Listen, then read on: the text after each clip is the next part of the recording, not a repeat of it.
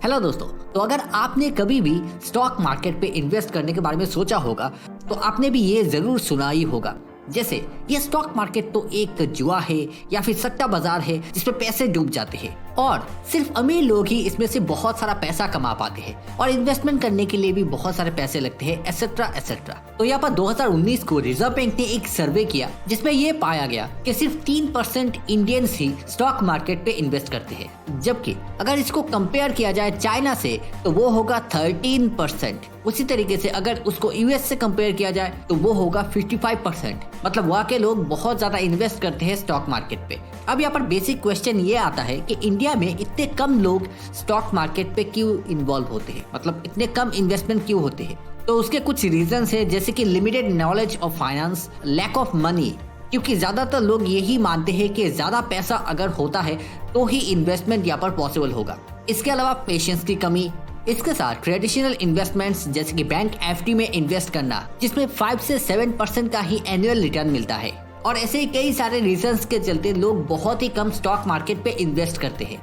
इसके साथ यहाँ पर एक और सवाल आता है कि आखिरकार यूएस में लोग इतने ज्यादा स्टॉक मार्केट पे इन्वेस्ट क्यों करते हैं। तो इसका एक बहुत बड़ा रीजन है हायर रिटर्न्स, जिनकी मदद से वो लॉन्ग टर्म में इन्फ्लेशन को बीट कर सकते हैं। अब इन्फ्लेशन के बारे में तो आप जानते ही होंगे, ये आपके पैसे की वैल्यू को टाइम टू टाइम कम करता रहता है। जैसे कि कोई सामान अगर 100 रुपए में अभी मिल रहा है और इन्फ्लेशन उसका 4% है अभी के टाइम में, तो आने वाले एक साल में आपको वो सामान 104 रुपए में मिलेगा। तो अगर आपका बैंक एफडी आपको 4% का ही रिटर्न देता है तो आपको कोई फायदा नहीं होगा। उसी तरह मान लो कि अगर इन्फ्लेशन यहाँ पर और ज्यादा हो जाता है जैसे कि 5% और आपको बैंक एफडी से रिटर्न मिल रहा है 4%, तो आपका पैसा यहाँ पर जनरली कम होता जा रहा है। तो अगर सही इस तरीके से स्टॉक मार्केट पे इन्वेस्ट किया जाता है तो उससे आपको बहुत अच्छे रिटर्न्स मिल सकते हैं। और इसी जगह पर बहुत बड़े बड़े जो इन्वेस्टर्स होते हैं वो स्टॉक मार्केट पे या फिर अलग अलग एसेट्स को बिल्ड करने पे ज्यादा जोर देते हैं। जैसे कि वॉरेन बफेट, अगर इनका टोटल नेटवर्थ देखा जाए तो अभी के टाइम में उनका टोटल नेटवर्थ 122 बिलियन डॉलर्स है। मतलब इमेजिन से बाहर उनके पास बहुत सारे पैसे हैं और ये वेल्थ उन्होंने स्टॉक मार्केट की मदद से ही कमाया है। मतलब उन्होंने सही समय पे सही तरीके से इन्वेस्ट किया है, उसी की वजह से उनका ये वेल्थ बना है। तो आखिरकार ये लोग इतने अच्छी तरीके से इन्वेस्टमेंट कैसे करते हैं, तो इसी को आज की इस वीडियो में हम जानेंगे उनके पार्टनर चार्ली मंगर की बुक पुअर चार्लीज एल्मेनेक से, जहाँ पर उन्होंने इन्वेस्टिंग के कई सारे प्रिंसिपल्स को मेंशन किया है जिनकी मदद से आप भी अच्छी कंपनीज को फाइंड आउट करके उन पे इन्वेस्ट कर सकते हो या फिर आप किसी भी तरह के नुकसान से भी खुद को बचा सकते हो। तो किस तरह के स्ट्रेटेजी अपनाकर आप भी नुकसान से बचा सकते हो वही आज यहाँ पर देखेंगे। तो चलिए शुरू करते हैं। तो पॉइंट नंबर 1 है इन्वर्जन।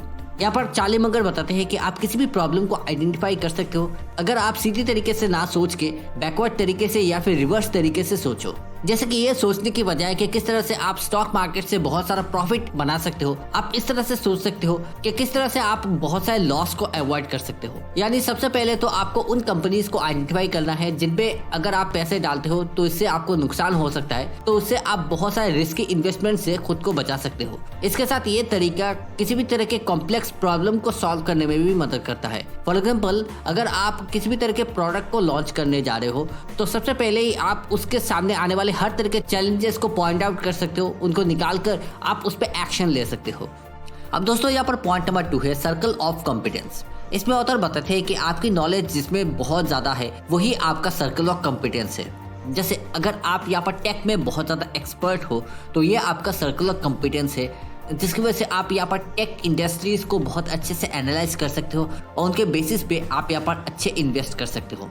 जैसे बिल गेट्स को कंप्यूटर के बारे में बहुत अच्छी नॉलेज है जिस वजह से वो टेक के बारे में बहुत अच्छी जानकारी रखते हैं।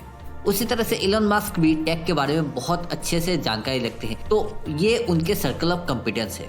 अब यहाँ पर वॉरेन बफेट बताते हैं कि आपका जो सर्कल ऑफ कॉम्पिटेंस है वो एक बहुत बड़े सर्कल में एक छोटा सा सर्कल है और इस छोटे से सर्कल के बारे में आपको बहुत अच्छी नॉलेज है, लेकिन जो बड़ा वाला सर्कल है आप समझते हो कि आप उसके बारे में जानते हो लेकिन एक्चुअल में आप उसमें एक्सपर्ट नहीं हो।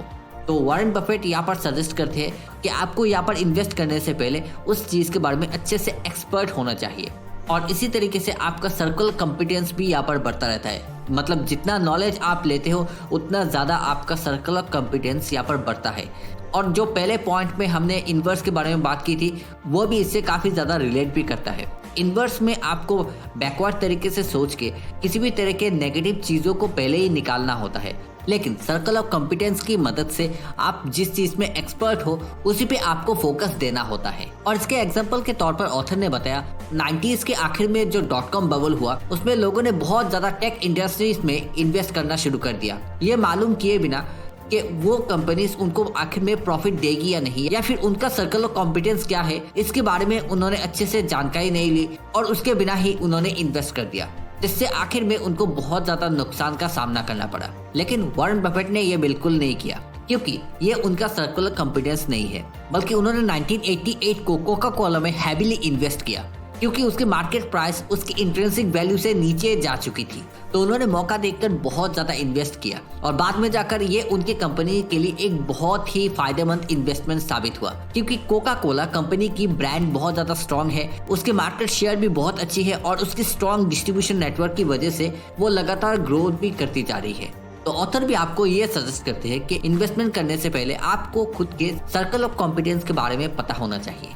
अब पॉइंट नंबर 3 है लोलापालूजा इफेक्ट। दोस्तों इस इफेक्ट को ऑथर चार्ली मर्गर ने यहाँ पर प्रेजेंट किया है। इसमें होता यह है कि मल्टीपल बायसेस, टेंडेंसीज या फिर मेंटल मॉडल्स एक ही डायरेक्शन में चलते रहते हैं, जिसकी वजह से एक्सट्रीम और अनएक्सपेक्टेड रिजल्ट्स दिखाई देते हैं और इस इफेक्ट की वजह से शेयर्स के प्राइस में भी बहुत ज्यादा चेंजेस दिखाई देते हैं। और इस इफेक्ट की इंस्पिरेशन म्यूजिक से ली गई है। जैसे कि म्यूजिक हमारे माइंड में अलग अलग तरह के इमोशंस को पैदा करती है, उसी तरह से ये इफेक्ट भी पॉजिटिव और नेगेटिव इमोशंस को एक्सट्रीम लेवल पे क्रिएट करता है। जैसे फॉर एग्जांपल जब आईफोन का कोई नया मॉडल लॉन्च होता है तो लोग यहाँ पर बहुत ज़्यादा एक्साइटेड होते हैं, उनको उनके अंदर ये क्यूरियोसिटी होती है कि इस नए मॉडल में क्या क्या फीचर्स उनको मिल सकते हैं और ये दिखने में किस तरह का होगा, जिसकी वजह से लॉन्च होने के तुरंत बाद ही लोग इनको खरीद लेते हैं और ये बहुत ही एक्सट्रीम लेवल पे होता है और कई बार तो लोग इसके लिए मारपीट भी करते हैं। और इसी तरीके से लोलापालूजा इफेक्ट हमारी लाइफ में अलग अलग जगह पर भी दिखाई देता है।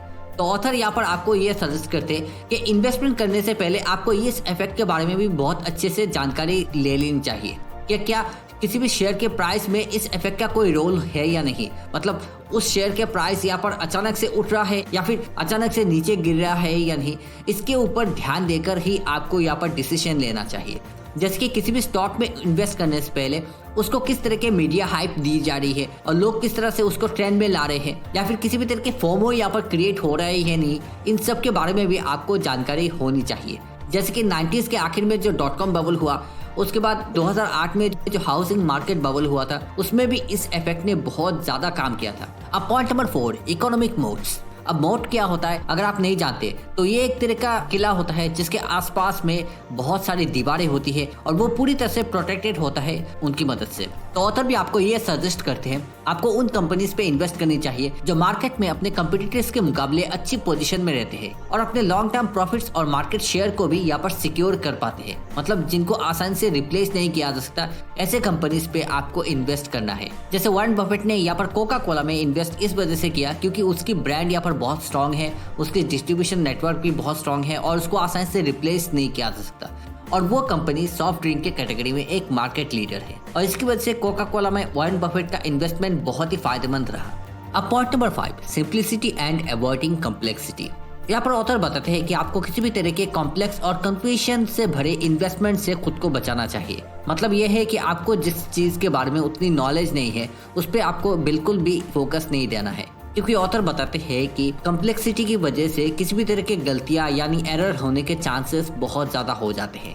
फॉर एग्जाम्पल स्टीव जॉब्स ने आईफोन के मॉडल को ज्यादा से ज्यादा सिंपल बनाने पे बहुत ज्यादा फोकस दिया और उसके डिजाइन को बहुत ही सिंपल और क्लीन रखा। इसके साथ उन्होंने बहुत सारे अननेसेसरी एलिमेंट्स को भी हटा दिया, जैसे कि बहुत सारे बटन्स और भी तरह तरह की चीजों को, जिसकी वजह से वो और ज्यादा यूजर फ्रेंडली बन गया। मतलब इसको बहुत ही अच्छी तरीके से और आसानी से इस्तेमाल भी किया जा सकता है। और ऐसे ही कई सारे रीजंस के चलते आईफोन की पॉपुलैरिटी भी बहुत ज्यादा है आजकल के टाइम में।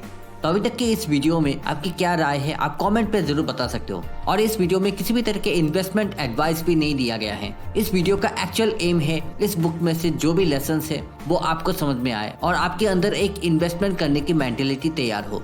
तो उम्मीद करता हूँ कि आपको ये वीडियो पसंद आई होगी। आप जरूर अपने थॉट्स को कमेंट पर बता सकते हो।